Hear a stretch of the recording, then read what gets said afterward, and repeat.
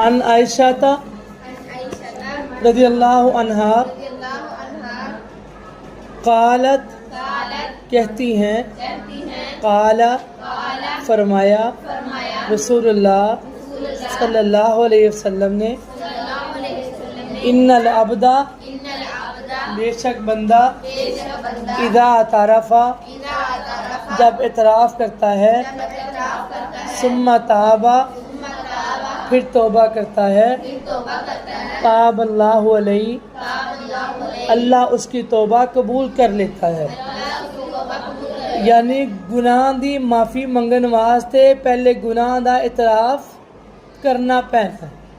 آپس دو بھیناں دو دوستاں لڑ پین تے جدوں صلح ہون دی واری آوے تے کہندیاں اچھا غلطی تے کوئی نہیں میری چل ٹھیک کر دے معاف.